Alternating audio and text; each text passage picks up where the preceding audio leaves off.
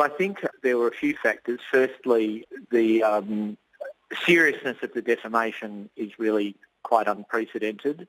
I think the judge recognised that the way that the case was defended was something that he took a very dim view of. The way that the story had been researched was something he took a very dim view of. And ultimately what we see in the payout of three components.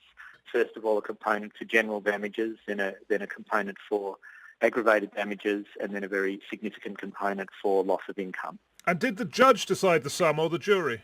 Yes, he did. Here in Australia, the jury decides all of the factual questions. The jury decides whether a publication that's sued on is defamatory, and they decide whether the defences are made out. But then it's for the judge to decide what the damages award will be. I mean, you're going to say this is an appropriate judgment, no doubt. I mean, the argument against would be that it's such a large sum that it's somewhat disproportionate.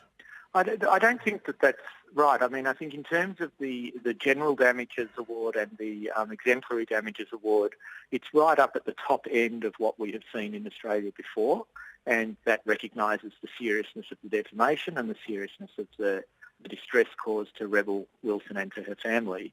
Then in terms of the losses, what we call here the special damages, which means really the financial loss, the loss of income that flowed, the judge has taken a very cautious approach. He's recognised that an internationally famous and successful actress like Rebel obviously commands good amounts of money for each movie, but he's also allowed a very significant discount because the movie industry is uncertain and there are lots of risks. In other words, she may not have made all the money, yes. And is she, I read she's giving the money to charity? Yes, she, after the jury came out with its verdict in her favour, she said that she would be giving the money to charity and to reinvesting and supporting the movie industry here in Australia. I spoke with her earlier in the day and she's confirmed that again. She's, I know, getting her head around the size of the award, and she's making her plans, and I'm sure she'll be making some announcements about that in the near future. And I guess you're going to get a lot more clients now.